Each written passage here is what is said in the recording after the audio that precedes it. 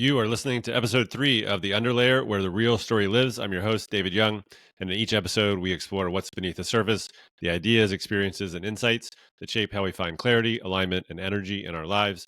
Today, we are taking a deep dive into human design with my guest, Lauren Ammon.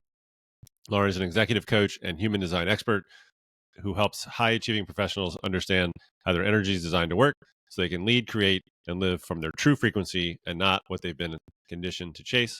She brings a rare depth of practicality to her work, drawing on years of corporate leadership and HR resources and her background in professional coaching to help people bridge awareness into action. And through her company, Performance Reimagined, Lauren guides high achievers back to the power that comes from fully being themselves and models that every day. Now she leads, lives, and shows up. Lauren, great to see you again. Thanks for coming on. Thanks, Brent. I appreciate it. Absolutely. So when I think human design, I always think you first. Oh, yay. And I got introduced to it before I think I met you, but then you entrenched yourself as like the human design person. So I good, mean, good marketing and branding on your part. oh, well, thank you. Sometimes I feel like it's a real struggle.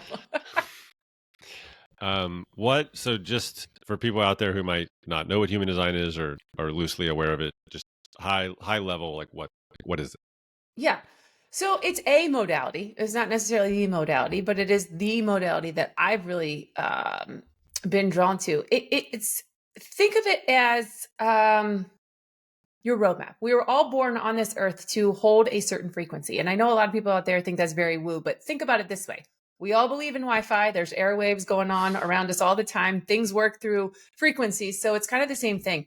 It's really the understanding of how your energy is designed to be worked. It also is a roadmap of how you make decisions because we've all been conditioned. We've all been raised to believe that it's our minds that are here to help us make decisions, which is absolutely not true if you believe in the world of human design. It's actually our bodies. Our bodies actually respond to what goes around us far quicker than our minds do. It takes our minds a little bit longer to catch up, but it's about how you approach the world and how you're here to make decisions. That's simply exactly what it is. No, I like that. It's simple and easy to understand. That's interesting you bring that up about the decision making and the mind versus the body, because I was just talking about this the other day. For most of my adult life, I don't think I ever thought about like how I felt on a decision. Now I'm mostly talking about career decisions. But I made almost all of them from my head, like logical, analytical, weigh all the pros and cons, and then just do it. And even in the ones where it didn't feel aligned at all, my instinct, intuition, gut, whatever you want to call it, was like 100% no. I rationalized it. It's incredible when I look back on it. I'm like blown away of how many Yeah. times that I ran the same play and mostly got the same results. No surprise. Yeah, and think about it, right? What's the definition of insanity? It's trying to do the same thing over and Same over thing. and expecting different results. Right. That's like the most excellent case study for human design is to say that when we make decisions with our minds, they tend to bring a lot more resistance and stress than we are intended to have. Yeah. And they are all time. So we will replay those decisions over and over and over, and they will haunt us forever. But you're right. I mean, I think we can all go back in our lives and think of examples, quite a few of them, of when our bodies knew and we were like, no, but that's not how we're supposed to make decisions. Mm-hmm. It's what this is telling me up here. Yeah. And the other thing too is I really allowed outside influence of people that really did not know, like had very limited insight. Like I allowed that. I gave their input like so much weight. Mhm. And I think back on that, I'm like, but they didn't know anything. Not their fault. Like they had their view was so small that their input should have meant virtually nothing. And I'm putting it like close to the top of so and so said this. So like, wow, that's great. It should have been like so and so doesn't know anything. Like it's irrelevant. It's like so I don't like one of the jobs that I took, which was like a big promotion and the title and the money and everything. And like the whole time I was like, I don't think this is a good idea. But everyone was like, oh no, this is it. Like this, like you got to, like this is what you've been working for, and you know your masters and the work you've done, and like you've been in the company for a while, and like this, the payoff is this job. I was like, I don't know. 30 seconds after the day I started. 30 seconds. I knew it was wrong. Mhm. Literally sat down. The woman that was training me, and I was like, nope, wrong. 100% wrong. I even walked down and like, we got a break. The first break, I walked down to my boss' office. I was like, this isn't gonna work. He was like, it's like been like a minute. I was like, it's not gonna work. So I did that for 18 months. Yeah. And that's another way to describe human design is it's also a modality that allows you the opportunity to understand how your energy works so that you can trust your own decisions. Yeah. Is because we are so ingrained, we are so conditioned to look outside of ourselves for all these answers, and that everybody around us is so much smarter or so much more successful or so much more whatever. And so we just convince ourselves, oh, but their input means so much more than mine because for whatever reason, I can't trust that what I feel in my body is enough to say no. But we also know it immediately. Just like you said, I walked in 30 seconds and I knew. Like we are way smarter than we give ourselves credit for. And by smarter, I mean more innately intelligent, not mentally intelligent, but innately intelligent. And we just somehow forget how to trust ourselves because we were raised, and I mean no blame, but like our parents had no idea what the hell they were doing in terms of raising us through our energy, nor did teachers, nor did coaches, nor did whatever. We've all been just conditioned to believe, let's follow this path because it's what I quote unquote should do, versus going off the beaten path, even when people are like, oh, I don't think so. It's like, well, you don't carry what I know, even if I don't know what I don't know. Yeah, no, well, I mean, I'm a little bit older than you, but it's close enough where we had similar societal programming of go to school, get a job, grind it out forever. Yeah. Hope to save enough money, retire in your mid to late 60s, hope your health is good, then live your life then those last 10 plus years. Hopefully your health holds up then too, and then die. Like that's what I was basically, that's what someone presented to me. And I was like, okay, like that sounds good, terrible, the worst idea ever. Everybody else is doing it. I might as well do it too. Like never. Now I know because I'm older and like the internet was around, but it's not like it is today. There was no social media. YouTube was not a thing. So, I mean, there's a lot of ways to make money now that did not exist then. So, like, fine. But still, like, I just didn't even question it. I was just like, oh, okay, yeah, I'll go to school. Then I majored in something I didn't want to major in. Then I got a job I didn't want to get. And then I just kept doing it. And it's like, it's insane. It was crazy. Like I look back on it, I'm like, I just can't even believe I did it. And I did it over and over. It's just, it's nuts. But I think so much of that is what you're talking about with just like parents, society, schools, this rigid, like follow this path because everyone's following that path. So you have to follow it too. And then you just, it's a little bit like sheep mentality. And you're just like, yeah, okay. Yeah. It's funny you say this because I started reading the book Curiosity. Somebody, a friend of mine, Don Pateau, recommended it on LinkedIn. And it's all about how to foster curiosity, not just professionally, but personally. And it was like, what is the opposite of curiosity? And in the book, he's like, it's boredom, it's following along. It's like the opposite of curiosity is conformity. Yeah. And that we all get, you don't question. Yeah. And you all get so lost in the homogenation. And that's another tenet of human design is like, how do you get yourself out of the homogenization? And just recognize that you are here to hold a very specific frequency and allow others to hold a very specific frequency and coexist without, bitching at one another. I mean, you can bitch at one another. We can all disagree, but without being like, you're wrong because you hold this frequency versus the frequency that I hold.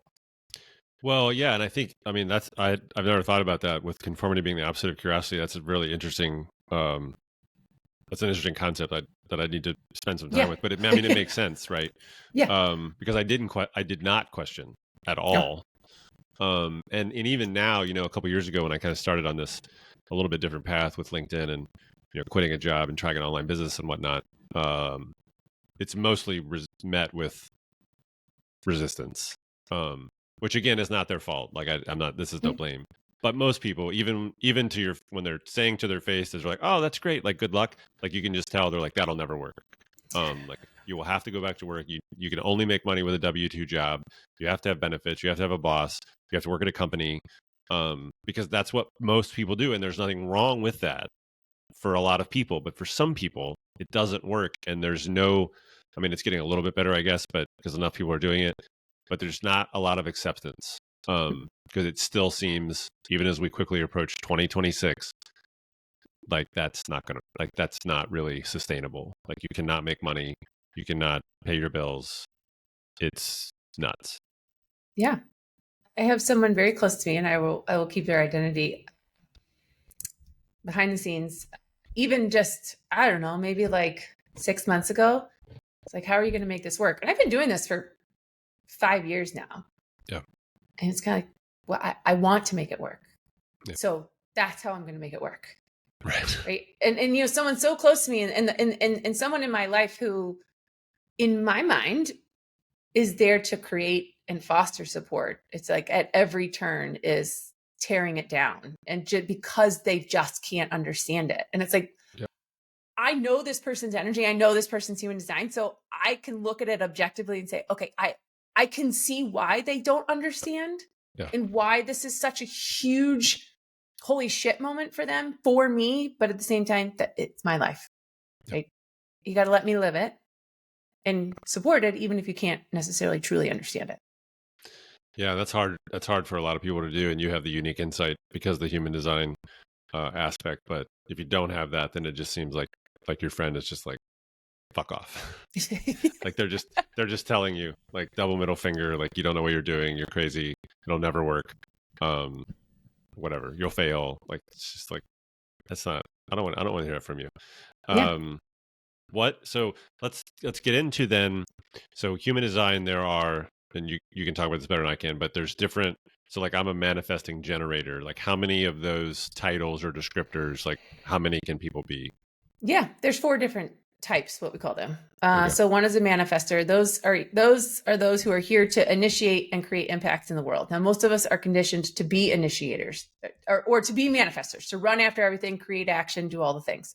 The second type, or doesn't necessarily, there's no particular order, are generators. That I'm a pure generator, you're a manifesting generator. We both fall into the generator type, so to speak.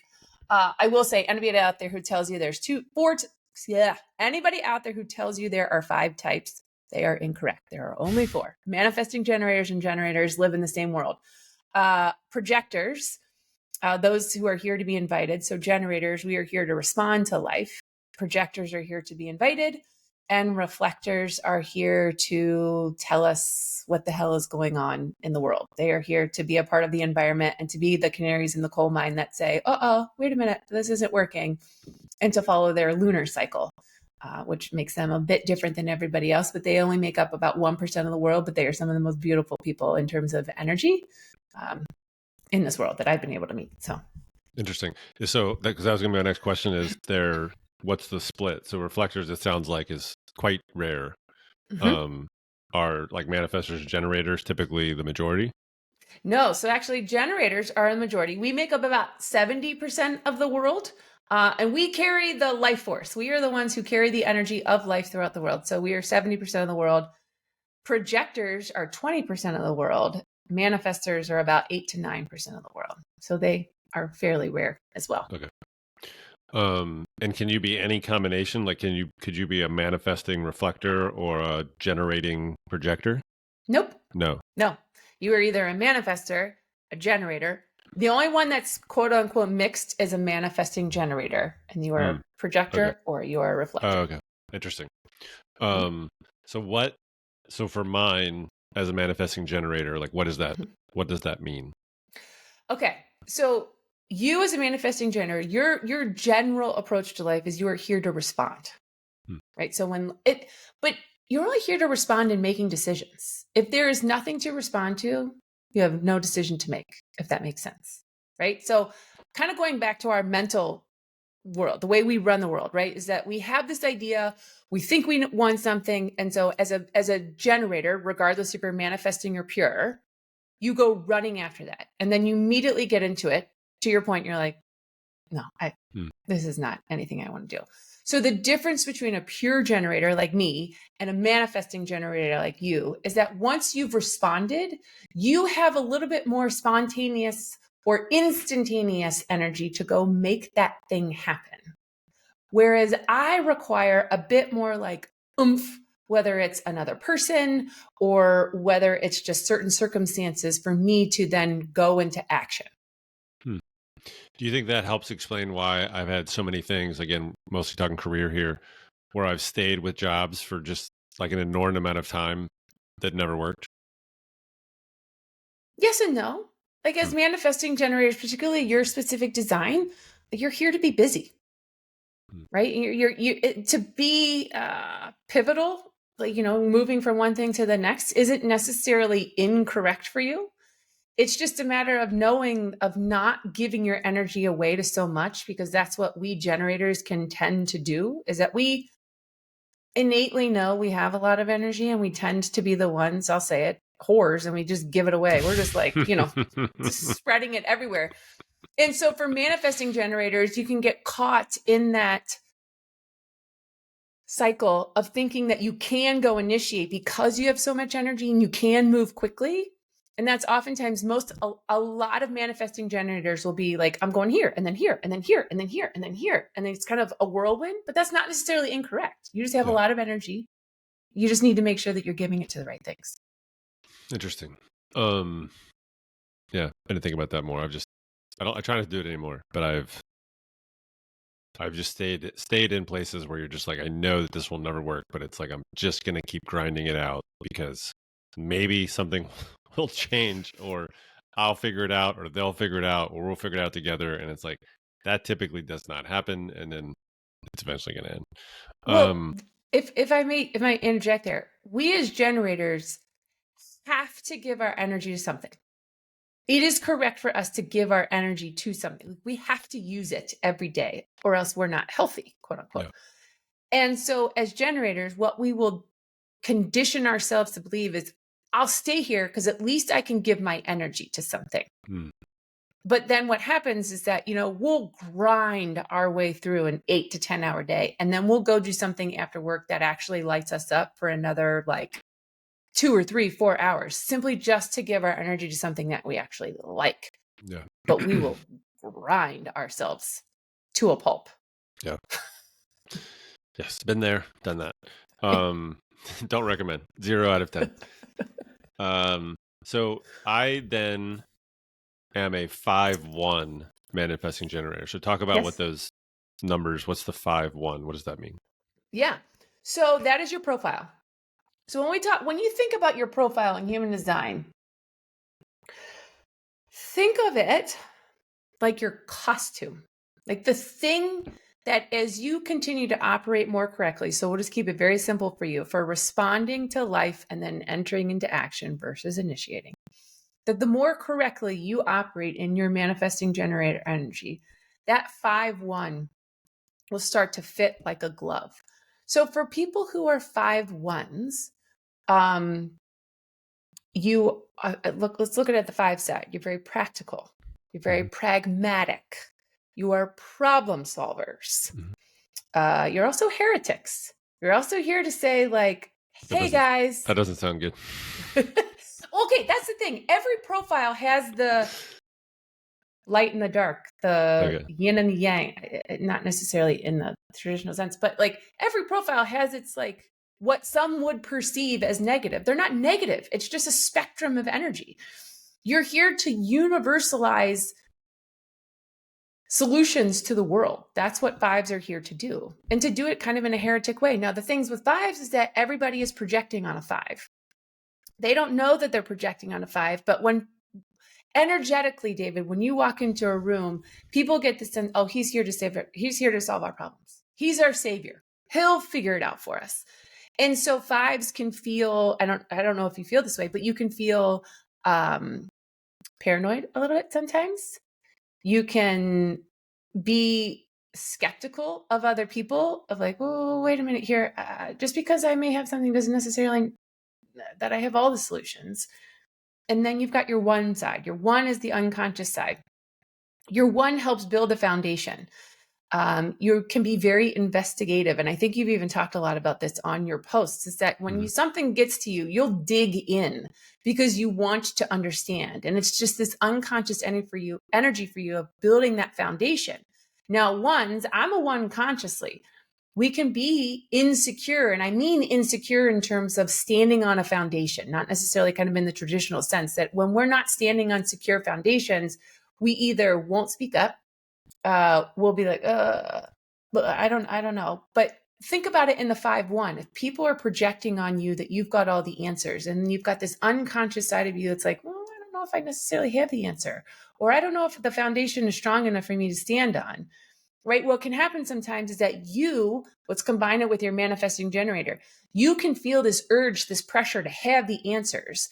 And when you don't necessarily have the answers that people are expecting of you to have, because you have no idea what the hell they're expecting of you, that's when your quote unquote reputation can come under scrutiny, because it's like, well, David was here to be my savior and he didn't give me what I want. So then now I don't know that I can come to him for any answers. And then your one line's like, well, I thought I had a solid foundation. Well, maybe I need to go investigate a little bit more. And it's just kind of this cycle, revolving door of, well, what do I do? But none of it is incorrect. That's the thing. Like, our profiles are the things for most of us that create this inner tension, because one side wants one thing, your unconscious, your body wants one thing, and the other side, your personality, what you think you know about yourself or your mind, wants another.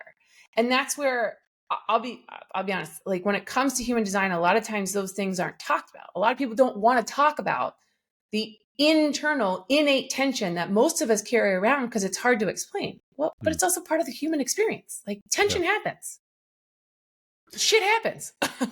Yeah, I mean, the whole, like, you would never want to go through stress-free or tension-free because that would be boring. Well, yeah, you'd never grow. Just like you never want to win all the time, even though you would think that you do, but you don't, because if you got everything you ever wanted all the time, then you would just take it for granted and you'd be bored. Like, there has to be some resistance. You have to lose. You have to go through ups and downs in order to appreciate it, and that's just the way it is in literally any facet of life, whether it's sports or life or relationships or work. It doesn't matter. But I think we forget that because we're so comfortable now, right? Like, our creature comforts are so high. We have all of this technology, and then like when it's not, then we've just gotten so comfortable, and you're like, oh, like, I don't, now this doesn't feel good. It's like, yeah, it's not supposed to. That's like the whole point. It's funny you mentioned, I don't know, the paranoid I'd have to think about. That doesn't resonate. The skeptical resonates quite a bit because I'm skeptical of like almost everyone and everything all the time until you can prove that I shouldn't be. That's kind of like my default operate. Yeah. Well, again, it's part of it's people are projecting on you, and you're receiving this energy, whether you're conscious of it or not, of like, what? I don't, okay, back up.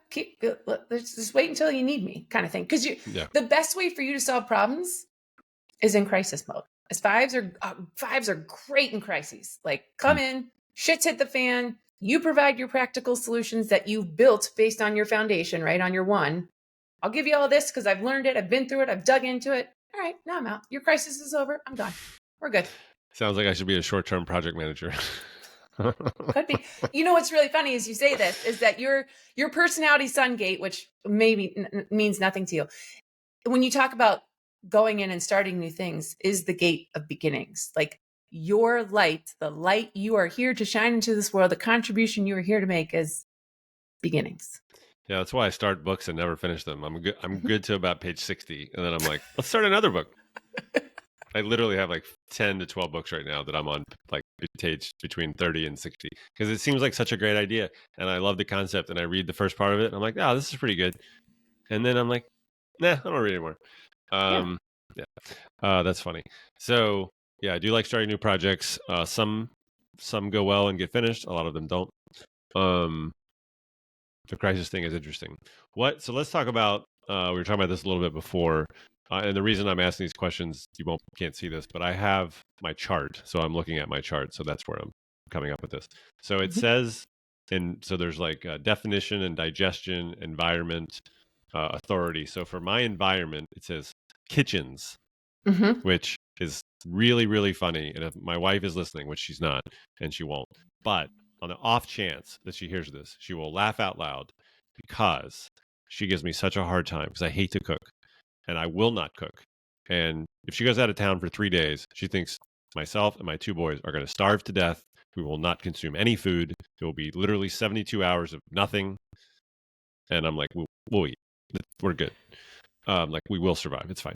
And she was like, but you don't make any food. I'm like, I know, I hate it. I don't like the food preparation.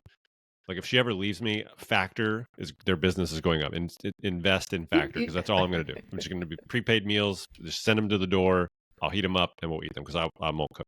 So I think it's hilarious that my environment says kitchen. I don't know what it means, but I do think it's funny. Yeah, so that is actually really advanced knowledge. It's a whole nother class that I plan to take, but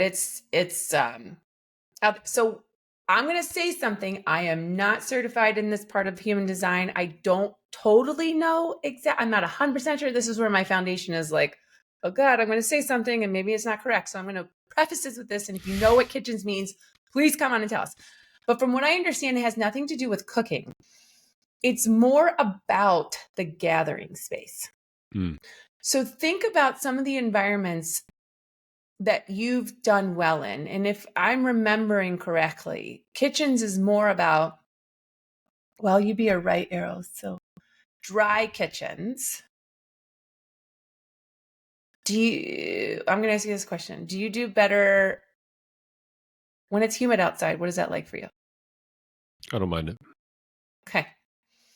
Again, this is more advanced and I don't know a ton, but from what I understand, that dry is, more arid kind of environments where there isn't a lot of humidity or there isn't a lot of moisture in the air might actually be the best environment for you. I think it has been a while since I've been in what I would consider like the desert or arid conditions. What's interesting is my skin and my breathing improves. Like I have dry skin, but that is better. Again, I haven't spent a lot of time out there, but the few times I've been west, that improves like almost instantly, which is interesting.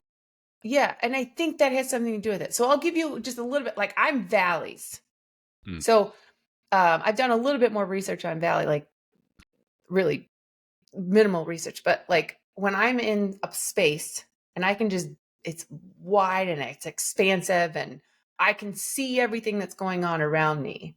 Those are the environments I love. So if I go into an environment where it's very boxy, like let's say it's a house that's closed off and every room is its separate place, I can't have it. No good. Yeah. Yeah. Or like the modern workplace where we're all sitting in a bullpen. I actually loved that because it was like I could just look around and just kind of like, what's going on?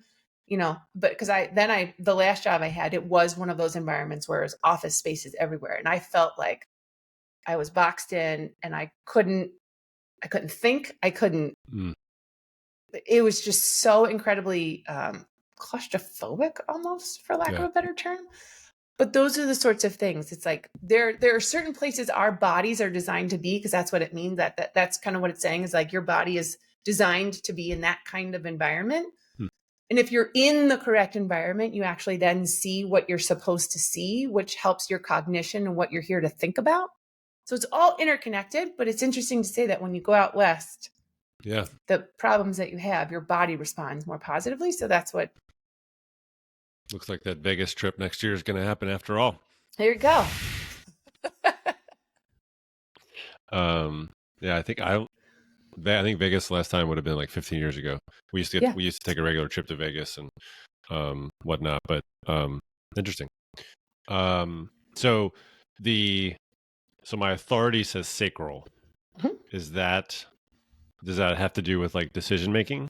Yep, that's exactly how you make your decisions. Your gut is telling you what to do. Yeah. That would make sense. Strongest sense is smell. I think that one's interesting. Yeah. So what that kind of means too is that your splenic system is also defined, which means that you have a consistent, reliable energy to physically feel good. Right? You have an active intuition, an active intuitive system, and because your spleen is defined, as you can actually smell whether someone is correct for you. Have you ever kind of like noticed that? It's like not necessarily their actual smell, but you just kind of innately know, like, oh, this person is good for me. This person is healthy for me, or this person isn't. That's really interesting. I have to tell the story in a roundabout way, but you'll get the idea from what you just said. So I met someone. This is a real long time ago, and I instantly, I mean, like 2 seconds, was like, no. like it's no, like without a doubt. And I relayed this information, and they were like, "You're wrong. Like you misread it." And I was like, I usually don't. Like I'm usually pretty good at this. Everyone totally discarded what I said, which is fine. And it turned out, and whatever, uh, involved for many years, ended very poorly. And I was like, I told you in 2 seconds that this couldn't work. So that's interesting. Yeah, and actually what's really interesting for you, and this is what I love about human design, is that it's understanding the nuances. And that's why I love working one-on-one with people to have these kind of conversations versus just sending you a report and here's what you know, because that doesn't work. But your splenic system is connected to your sacral. So your intuition, your instinct is actually informing your gut response. So think of it that way. Your innate intelligence as a human instantaneously tells your sacral yes or no. And the yes or no is this person, is this situation, is this thing, whatever's in front of you, are they healthy for you or not? That's really interesting. What's interesting is that I'm the same way. Like I have the same, not exactly the same design, but some of the same instances.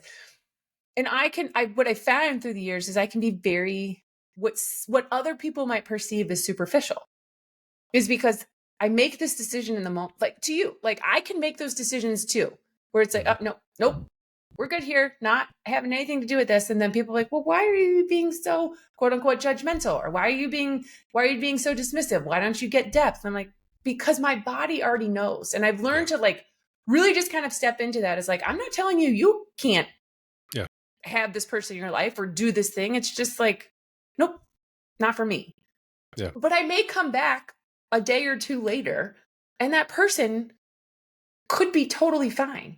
Yeah. My body may respond differently. That's why I say superficial is that we can just kind of like bounce in and out of things. And that's not necessarily incorrect. It's just a different way of approaching the world.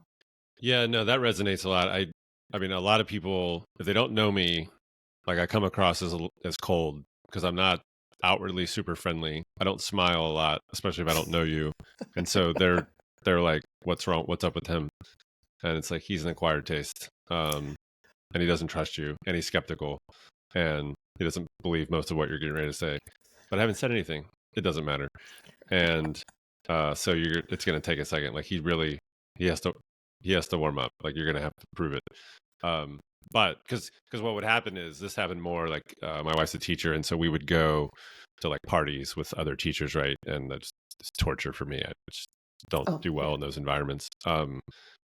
But some of the people then, like I would see them enough and I'd get to know them and they'd be like, oh, wow, like I really didn't like your husband when I first met him. Like he was so cold. Like I thought he was such a prick.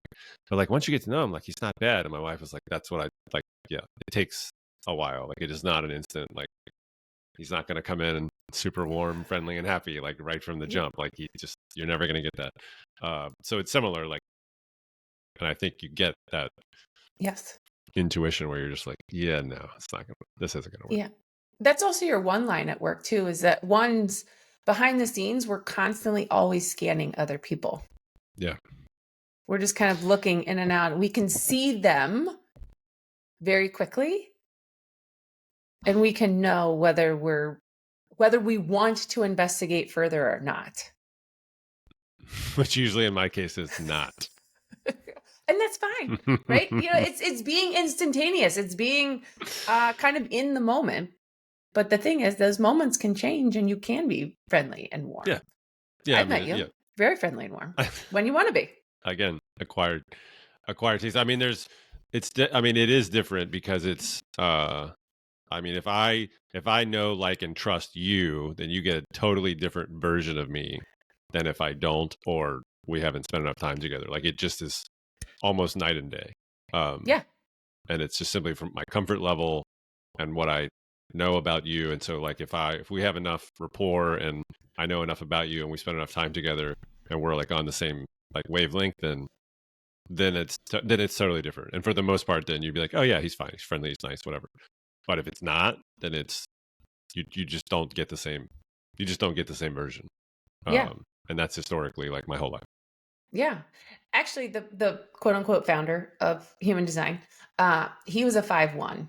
And Hmm. he often said that if I'm skeptical and paranoid of other people, then I know I'm being correct. I know I'm acting correctly Hmm. because it's my energy I'm living in the correct energy and putting it out that if I'm skeptical of other people. Yeah. So, That's comforting because I'm like that all the time. So I guess I'm doing it right.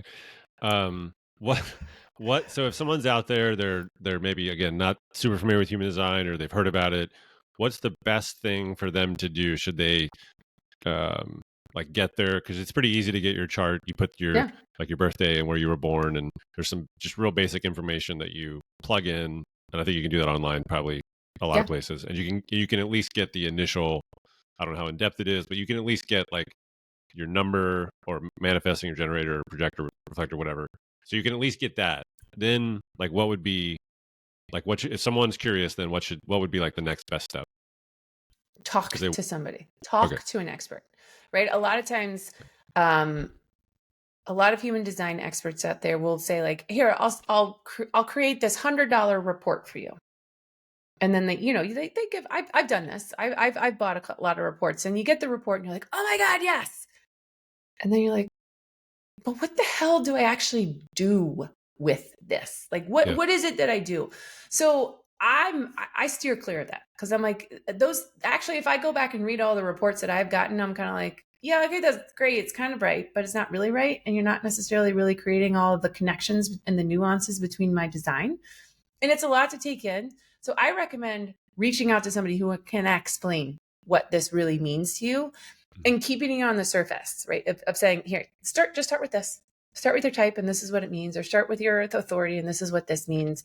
And then if you want, then we can go down layer by layer by layer, because that's the part that I love. I love giving the reading. I love giving the analysis, but it's like, whoa, wait a minute. Let me give that to you.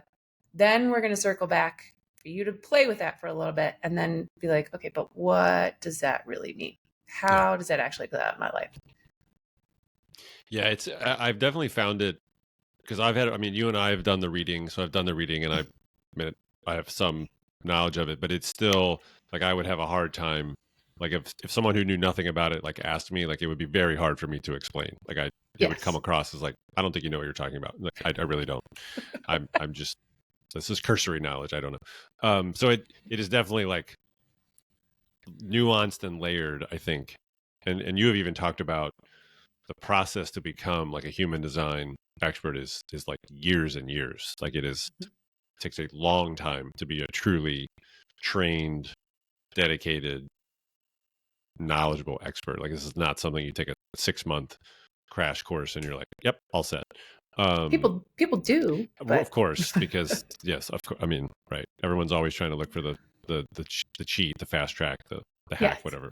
But this is not that. Like I think there's like some, you know, there are other tests that just don't have this type of depth, and you probably could like in a pretty short period of time become like pretty knowledgeable, and then you could help people just be simply because of the nature of the test, not right or wrong. This to me, this is not that, and it is simply just there's just a lot. There's just a lot more to it. Yes.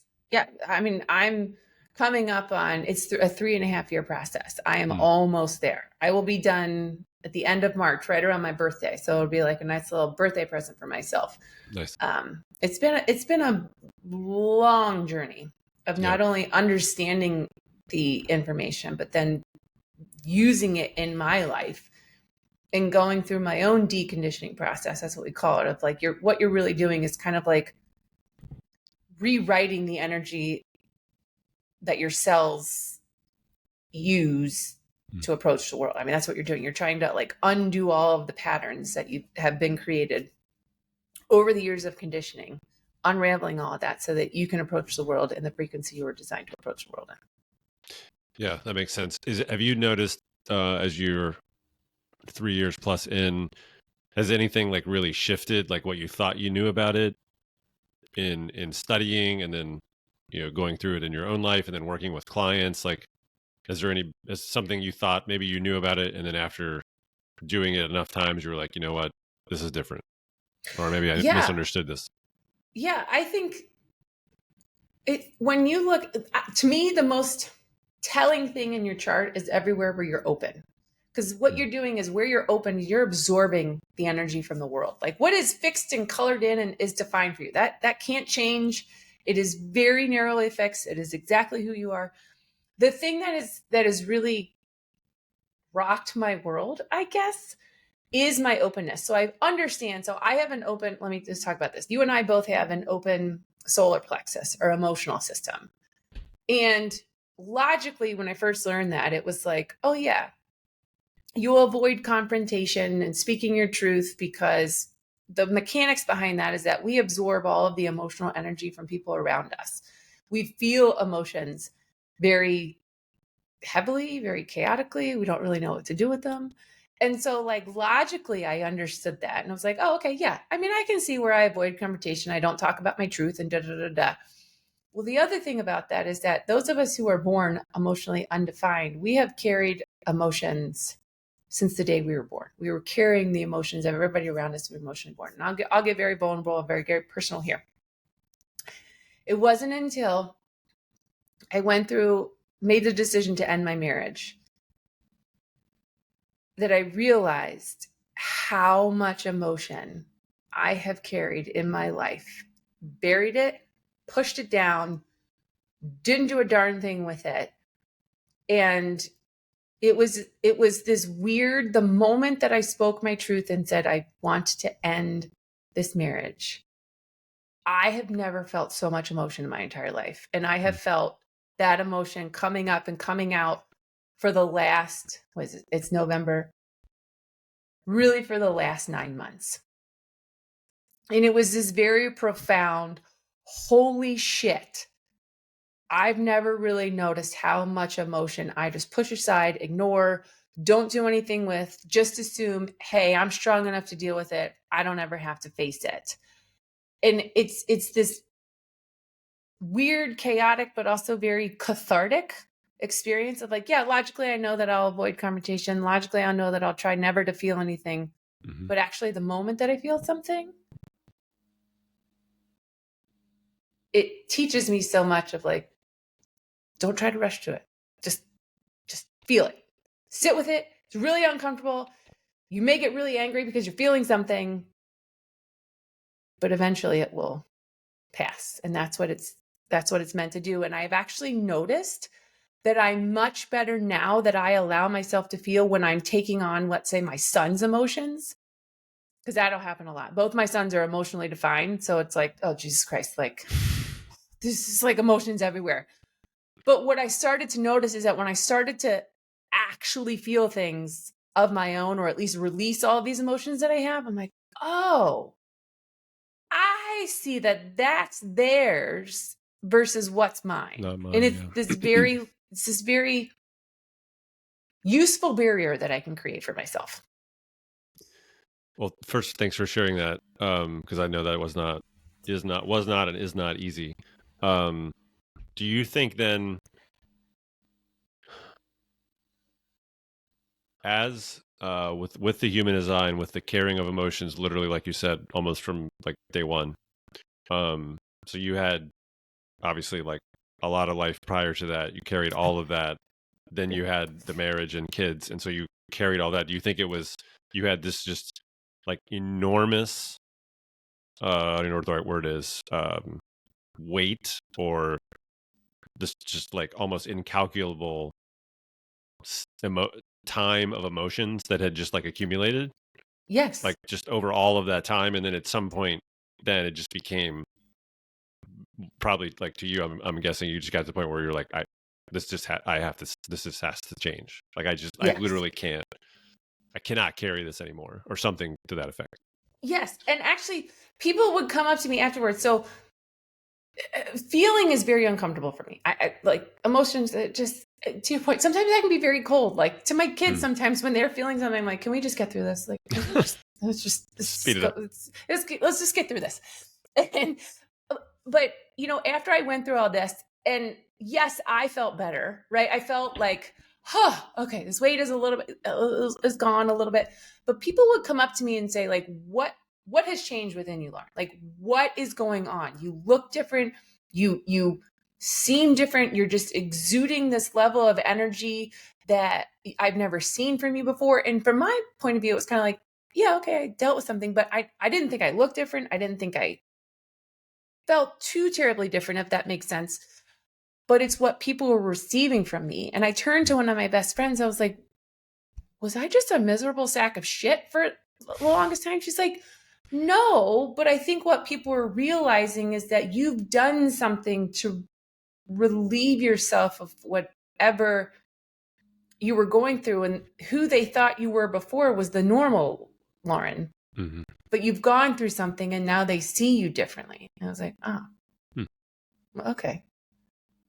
But yeah, I can't tell you how many people in the last like 6 months have been like, have you done something different? I'm like, well, yeah. Well, yes. Funny story.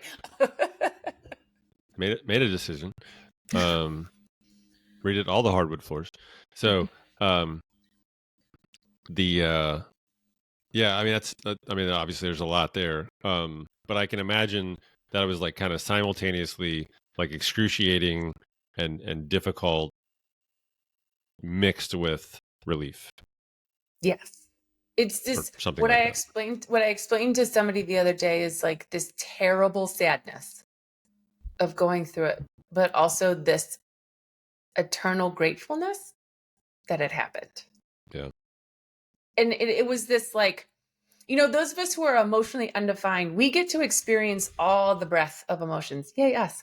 But if you're emotionally defined, you're very fixed in how you feel things.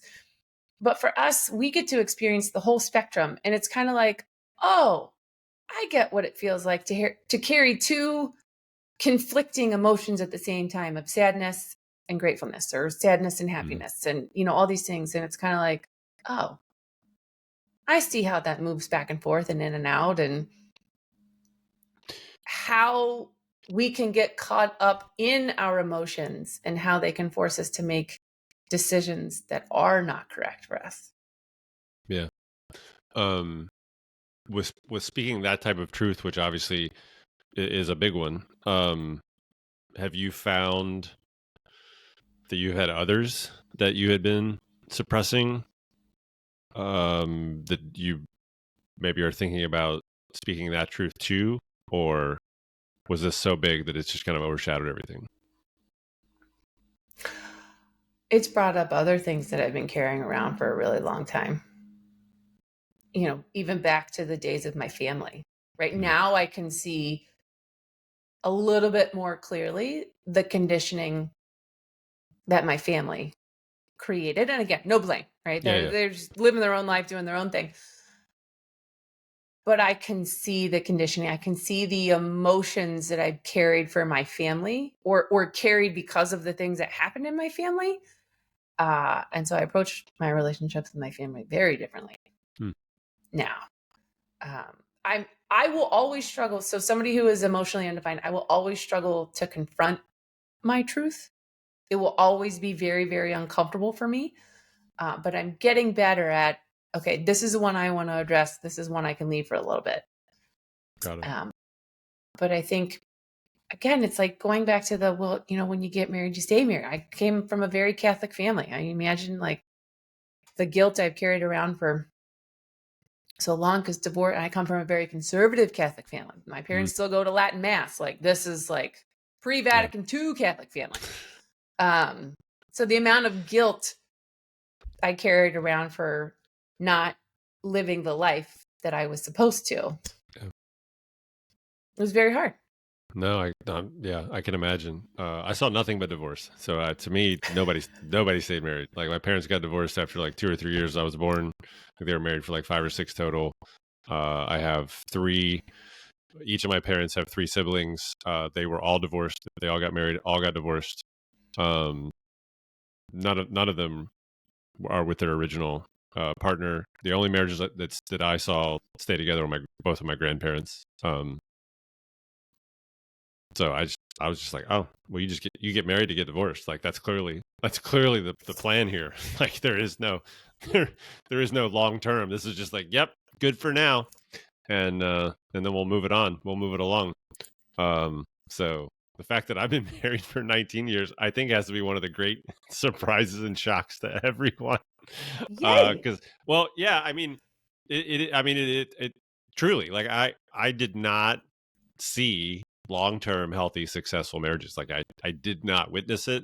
So I think it would have been, most people would have been like, well, it would have been very difficult for me then to do it because I had no blueprint. I had no map. Mhm.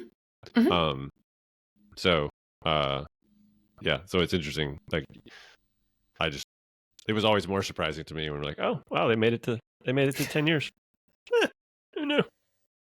It's your 5-1 though, right? I mean, you find the practical solutions to make it work. And that's the other thing. And is, when you learn about how your energy is designed to work, right? I'm a 3 line, which, the way that threes bond, our bonding strategy is bonds made and broken. And that made sense to me once I finally heard it, is like, I need a lot of alone time in any relationship that I'm in. And that doesn't mean get divorced. That Yeah. that's a whole nother, how we got there was a whole different set of circumstances.